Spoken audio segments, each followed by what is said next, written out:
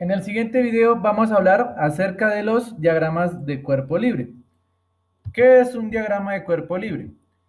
Se utilizan las siguientes siglas, la DCL para referirse a ellos, y son sistemas de referencia bien escogido en el cual se ubican todas las fuerzas que actúan sobre un cuerpo. Solo se ubican las fuerzas.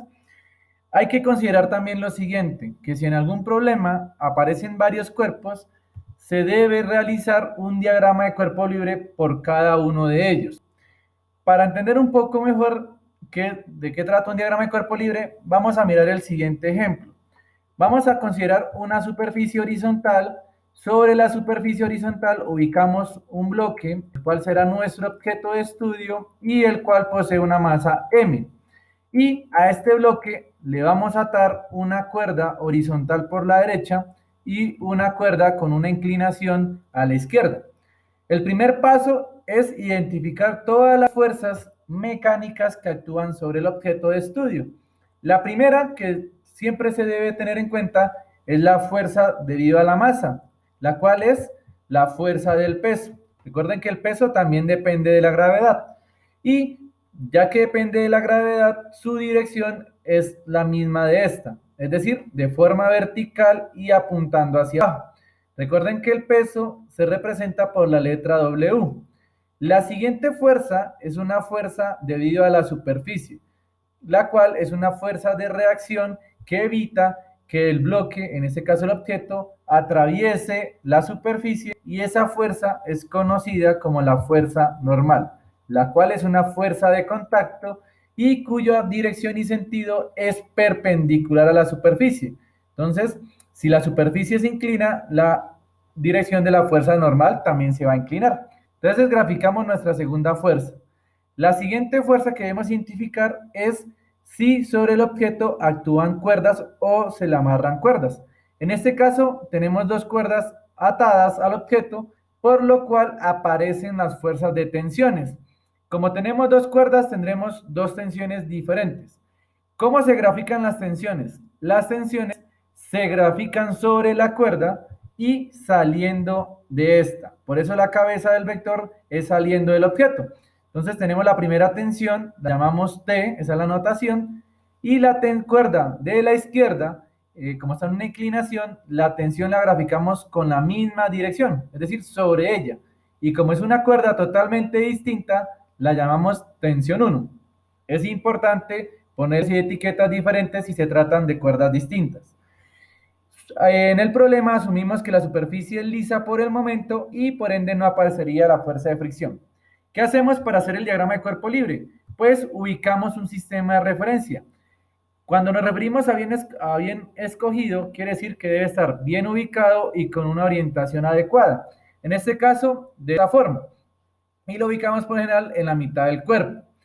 La idea es no saturar el problema o el gráfico, por lo cual los diagramas de cuerpo libre se deben hacer aparte. Y recuerden las siglas, son DCL, para referirnos al diagrama de cuerpo libre. Ubicamos el sistema de referencia y sobre ese sistema de referencia ubico todas las fuerzas que aparecen en el problema. La primera fuerza que aparece es la fuerza del peso. Observen que coincide con el eje Y negativo. La ubicamos en nuestro diagrama de cuerpo libre sobre el eje Y negativo. La siguiente fuerza es la fuerza normal. Observen que está toda sobre el eje Y positivo. La ubico sobre el eje Y positivo, considerando lo siguiente: todas las fuerzas van a salir del origen de coordenada a su cola. Entonces, las colas de los vectores de fuerza salen o se originan del origen de coordenadas. Ahora, la siguiente fuerza sería la fuerza de tensión. Está sobre el eje X positivo. Entonces, lo graficamos de esa manera. La cola sale del origen de coordenadas, su cabeza apunta hacia la derecha, es decir, sobre el eje X positivo, y tendríamos la tensión. Vemos ahora que la tensión 1 está en el primer cuadrante, es decir, en el segundo cuadrante, perdón, entre el eje Y positivo y el eje X negativo. Y tiene una inclinación. En este caso no la conocemos, la dejamos de esta manera, con una inclinación general, y sería la tensión 1, pero es la misma inclinación de la cuerda. Si nosotros dejamos nuestro problema hasta acá, este sería un diagrama de cuerpo libre que me representa un objeto que cumple la primera ley de Newton. ¿Por qué? Porque está en reposo, no hay aceleración. Y recuerden, fundamental que sobre los diagramas de cuerpo libre deben ubicar todas las fuerzas. Ahora, si asumimos que el objeto se mueve, un ejemplo, hacia la derecha, ubicamos esa aceleración, la indicamos. Como la aceleración no es una fuerza, no la ubico en el origen de coordenadas, sino que la coloco a un ladito para indicar la aceleración. Entonces, de esta manera, la flecha nos indica que el objeto se movería hacia la derecha de forma horizontal, por la inclinación o dirección de la aceleración. Entonces, si ustedes ven un diagrama de cuerpo libre, el cual a un costado o en alguna parte del diagrama aparece la aceleración, estamos hablando de un diagrama de cuerpo libre utilizado para explicar la segunda ley de Newton, o el cuerpo está cumpliendo la segunda ley de Newton. Si no tiene la aceleración, es primera ley. Vamos a añadirle una fuerza extra al problema. Si las superficies donde estamos trabajando tienen imperfecciones, es decir, es áspera, corrugada, tiene un coeficiente de fricción, aparece la fuerza de fricción. Recuerden que la fuerza de fricción aparece cuando hay superficies de contacto. Y en este caso, su dirección es contraria al movimiento. Como estamos diciendo que el cuerpo se mueve hacia la derecha, la fuerza de fricción aparecería hacia la izquierda y tiene la misma dirección o inclinación que la superficie y va en contra del movimiento, por eso su cabeza apunta hacia la izquierda y no hacia la derecha. Y la graficamos en nuestro diagrama de cuerpo libre. De esta manera, para este nuevo ejemplo, están todas las fuerzas ubicadas en el problema. Y si aparece la aceleración, repito, segunda ley de Newton, si la retamos, es un diagrama de cuerpo libre para un objeto en reposo que cumple la primera ley de Newton. Ahora, vamos a mirar el siguiente escenario. Cuando trabajamos con planos inclinados. Entonces, si tengo un plano inclinado, el cual tiene un ángulo θ, que es el ángulo de inclinación que se mide desde la base, y sobre ese plano inclinado ubico un objeto, en este caso un bloque, y ese objeto tiene una masa m, consideremos también lo siguiente, que se le ata una cuerda por el extremo izquierdo y que el plano tiene una superficie rugosa. Entonces, para este ejemplo, vamos a utilizar la herramienta diagrama de cuerpo libre. Lo primero que hacemos es ubicar las fuerzas. Ya sabemos que el peso está de forma vertical, ¿cierto? Con la misma dirección de la gravedad, nunca va a cambiar, así el sistema se rote. Va a aparecer la fuerza normal. En este caso, la fuerza normal depende de la dirección de la superficie, que en este caso es el plano. Como el plano está inclinado, la normal también se inclina o se desvía un ángulo. En este caso se debe cumplir que se opone al peso, es decir, no apunta en la misma dirección, y que su dirección es perpendicular a la superficie, es decir, forma un ángulo de 90 grados con el plano inclinado, y por eso tiene esta orientación. Vemos que aparece una cuerda, por lo cual hay una fuerza de tensión. Graficamos sobre la cuerda la fuerza de tensión. Recuerden que los vectores siempre son saliendo del cuerpo. Y ahora miramos que aparece una superficie corrugosa, es decir, hay fricción.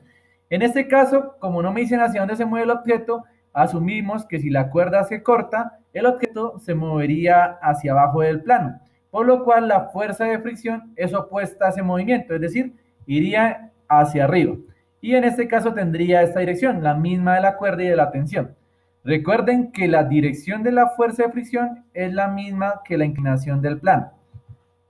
Ubicamos ya todas las fuerzas, ahora procedemos a ubicar el sistema de referencia, lo ubicamos bien y procedemos a dibujar aparte nuestro diagrama de cuerpo libre ubicando todas las fuerzas. Vemos que el peso está sobre el eje Y negativo, lo ubicamos de esa manera. Vemos que la fuerza normal está en el primer cuadrante, en el eje X y Y positivo, con un ángulo θ, y la tensión y la fuerza de fricción están en el segundo cuadrante, es decir, entre el eje X negativo y el eje Y positivo, es tensión y fuerza de fricción. Aquí el problema es graficar bien el ángulo. Debido a la rotación, pues miramos que si yo roto el sistema con 3 manecillas de reloj, el ángulo θ de rotación sería del eje X negativo, coincide con la tensión y la fuerza de fricción, y la normal sería el ángulo medido desde el eje Y. Esto debido a la rotación del plano. Si vemos, el objeto se movería hacia abajo, se mueve con aceleración, pero si tomo como referencia el sistema de referencia de esta forma, perdonen la redundancia, va a tener un ángulo teta. De esta manera he graficado todas las fuerzas en mi diagrama de cuerpo libre y pues ya luego sería hacer un análisis matemático. ¿Qué sucede? Que para este tipo de problemas es mejor o se sugiere que para planos inclinados se recomienda rotar el sistema de referencia con el mismo ángulo del plano, este ángulo teta, de tal forma que el eje Y coincida con la fuerza normal. Entonces lo que hacemos es rotar el sistema de referencia de tal manera que ahora el sistema de referencia coincida el eje Y con la fuerza normal. ¿Qué pasa al hacer esa rotación? Pasa lo siguiente en nuestro diagrama de cuerpo libre. Vemos que ahora el peso estaría en el cuarto cuadrante, ¿cierto? El peso estaría en el cuarto cuadrante y el ángulo para este tipo de problemas se mide siempre desde el eje Y negativo. Entonces, en estos casos, cuando yo roto el sistema de referencia, el ángulo del peso se mide desde el eje Y negativo, tendríamos el ángulo teta. ¿Listo? Y vemos ahora que la normal está en el eje Y positivo, es decir, no me preocupo por el ángulo, ya lo ubico, está sobre el eje Y, no tiene ángulo, y vemos que la fuerza de fricción y la tensión están sobre el eje X negativo, es decir, no tienen un ángulo.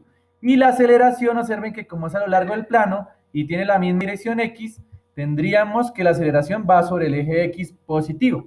¿Qué ventaja tiene esto? Que la normal, la tensión y la fuerza de fricción no tienen ángulo, facilitan los cálculos, solamente tienen componentes, una sola componente. En cambio, el peso tiene un ángulo, pero yo ya sé que el ángulo siempre va a estar medido del eje Y. De esta manera, vemos que es más fácil armar los vectores de forma analítica, es mucho más sencillo. ¿Qué sucede? Que el hecho de que yo rote el sistema de referencia no modifica la dirección del peso. El peso siempre va a ir hacia abajo y las fuerzas van a mantener su dirección actuando siempre. Lo que pasa es que las interpreto de otra manera, que es un artilugio, una estrategia matemática que facilita los problemas. Ahora, ¿qué pasaría si el bloque está con una orientación contraria? Observen que el sistema original estaría derecho, pero como es un plano inclinado, nosotros rotamos ese sistema de referencia. Graficamos el diagrama de cuerpo libre, en este caso de forma derecho, pero basándonos en la rotación. Vemos que el peso ahora se ubica en el tercer cuadrante, entre el eje X negativo y el eje Y negativo, pero se cumple lo que les mencioné anteriormente, que en este caso el ángulo del peso se mide siempre desde el eje Y negativo, pero ahora hacia la fuerza del peso. Entonces, el ángulo cambia de orientación, pero siempre medido desde el eje Y negativo. La fuerza normal en nuestro problema va sobre el eje Y positivo, que es lo que se cumple en la rotación, que coincide con la fuerza normal, y vemos que ahora la fuerza de fricción y la tensión debido al problema, que es un problema diferente, estarían sobre el eje X positivo. Entonces tenemos la tensión, tenemos la fuerza de fricción y ahora la dirección del movimiento va hacia la izquierda. Recuerden que la aceleración o la dirección del movimiento siempre es contraria a la fuerza de fricción. Deben tener siempre eso en cuenta. Y de esta manera, pues, sería la interpretación de un diagrama de cuerpo libre para un problema de un plano inclinado. Entonces, ¿qué quiere decir esto? Las fuerzas no cambian de dirección. Lo que cambia es el sistema de referencia y cómo yo veo las fuerzas. Es una estrategia para facilitar los cálculos. ¿Por qué? Porque observen que solamente tengo que descomponer una fuerza en ángulo y las otras tienen menos componentes. Lo vamos a ver en otro video cuando solucionemos un problema, la utilidad de esta rotación. Repito, solamente cambia el sistema de referencia, las fuerzas siguen manteniendo sus direcciones originales, sino que vistas desde un sistema de referencia rotado. Bueno, muchachos, para que confirmar si prestaron atención y quedaron claras las ideas en este video, como actividad respondan las siguientes preguntas. Primera, ¿cómo diferenciarías un diagrama de cuerpo libre en el cual se aplique la primera ley de Newton con uno donde se estudie la segunda ley de Newton? Segunda pregunta, al rotar el sistema de referencia en el diagrama de cuerpo libre, ¿cambian las direcciones de las fuerzas que actúan sobre el objeto? Y última pregunta, cuando aparece la fuerza de fricción en los diagramas de cuerpo libre. Entonces, muchachos, respondan esas preguntas en los comentarios.